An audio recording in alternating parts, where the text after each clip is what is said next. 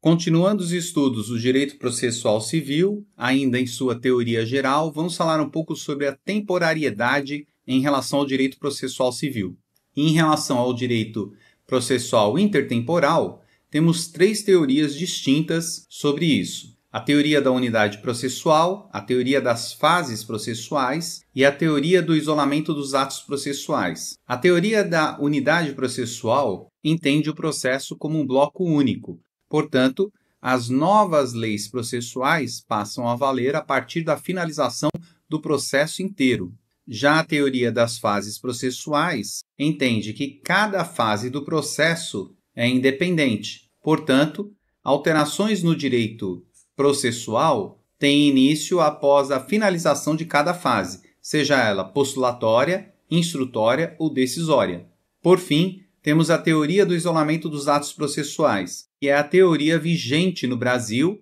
onde cada ato processual é único e deve ser protegido, sendo aplicado, portanto, o brocardo jurídico tempus regit actum, o tempo rege o ato. E essa teoria implica em duas situações específicas. A primeira é que a aplicação em relação à alteração da lei processual ela é imediata, conforme podemos ver no artigo 1046 do CPC, que informa que, ao entrar em vigor este código, suas disposições se aplicarão desde logo aos processos pendentes, ficando revogada a Lei 5.869, que é o antigo CPC. Outra implicação relacionada a essa teoria é a irretroatividade e definitividade dos atos processuais, e isso acontece por conta do artigo 5º, inciso 36 da Constituição, que informa que a lei não prejudicará o direito adquirido, o ato jurídico perfeito e a coisa julgada,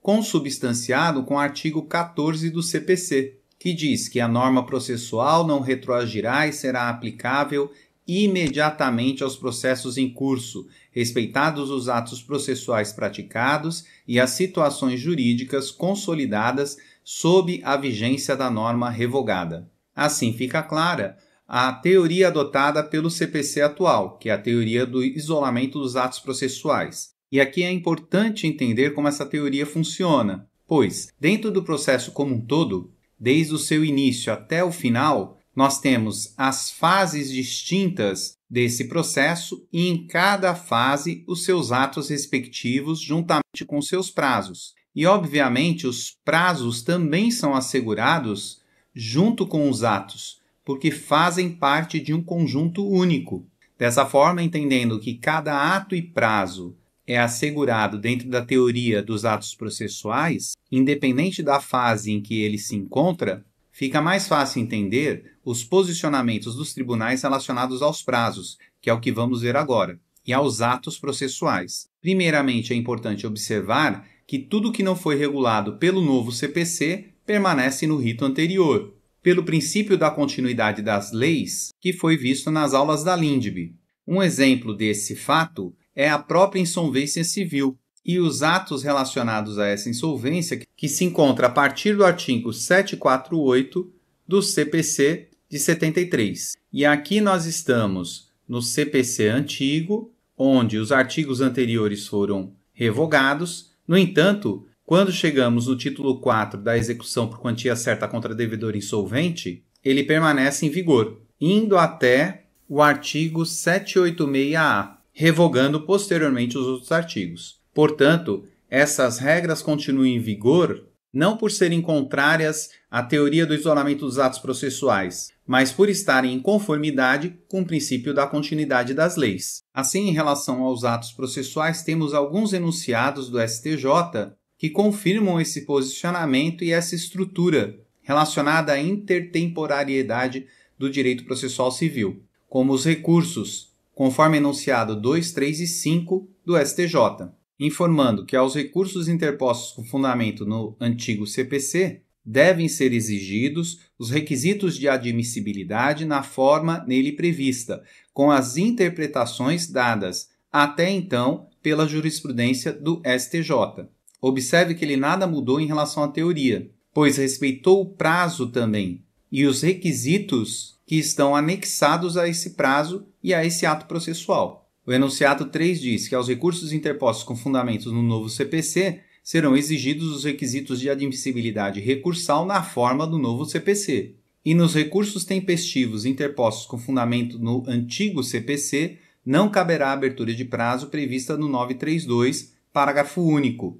consubstanciado com o artigo 1029, parágrafo 3 do novo CPC, que é o prazo para regularização do recurso. Obviamente, porque somente no novo CPC é que existia esse prazo, e o antigo CPC deve se reger pelas suas regras até o findar do prazo de cada ato. Em relação aos recursos originários, também temos o mesmo raciocínio, conforme enunciado 4, que diz que nos feitos de competência civil originária e recursal do STJ, os atos processuais que vierem a ser praticados por julgadores, partes, Ministério Público, procuradores, serventuários e auxiliares da Justiça, a partir de 18 de março de 2016, que foi quando iniciou a vigência do novo CPC, deverão observar os novos procedimentos trazidos pelo novo CPC, sem prejuízo do disposto em legislação processual especial. E aqui verificamos que o STJ ratifica o princípio das esferas autônomas ou o princípio da conciliação que foi vista nas aulas da LINDB.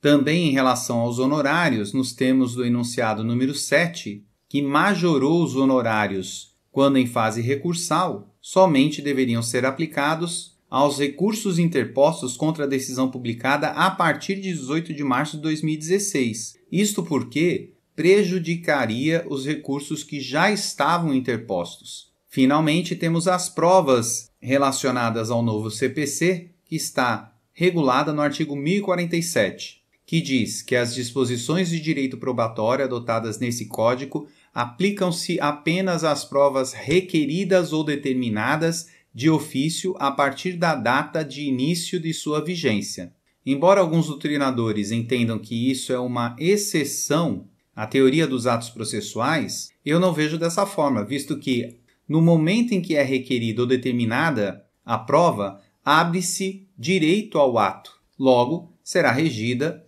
pelo antigo CPC se foi antes da vigência deste novo CPC. E em relação aos prazos, também observamos as mesmas regras, que seguem enunciados do Fórum Permanente de Processualistas Civis. E nesse caso temos o enunciado 267, que fala que os prazos processuais iniciados antes da vigência do CPC serão integralmente regulados pelo regime revogado, exatamente conforme havíamos dito anteriormente. Em relação à contagem dos prazos, o enunciado 268 informa que a regra de contagem de prazos em dias úteis só se aplica aos prazos iniciados após a vigência do novo Código. Também em relação às regras sobre o prazo comum de litisconsortes no processo judicial eletrônico, temos o enunciado 275 que diz que nos processos que tramitam eletronicamente, a regra do artigo 229, parágrafo 2º, não se aplica aos prazos já iniciados no regime anterior. Por fim, temos em relação à ação rescisória,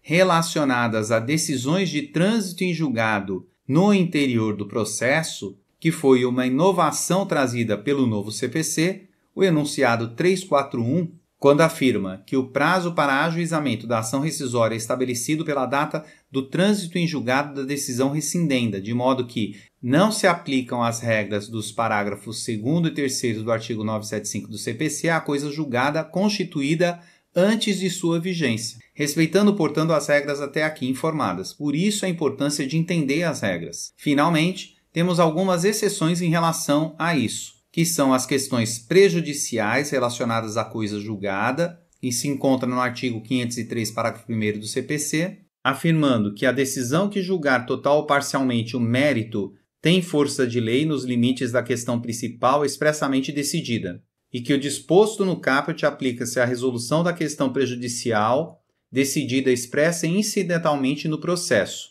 tendo essa regra aplicada somente aos processos ajuizados após o início da vigência do novo CPC. Ainda em relação aos ritos sumário e especial, eles passam a ser regidos pelo procedimento ordinário e sumário do novo CPC, porquanto esses ritos foram revogados. Finalizando essas questões iniciais, precisamos falar da relação que o direito processual civil tem com outros ramos do direito. E isso é diferente da heterointegração, que é uma composição de palavras que diz respeito a hétero, que é fora, e integração, que é completar. Portanto, a heterointegração, ela utiliza instrumentos externos ao direito para completar ou auxiliar na aplicação da norma jurídica, em que podemos citar como exemplo os costumes e a equidade, que estão ligados à integração do direito, conforme estudado nas aulas da Lindbe. E a relação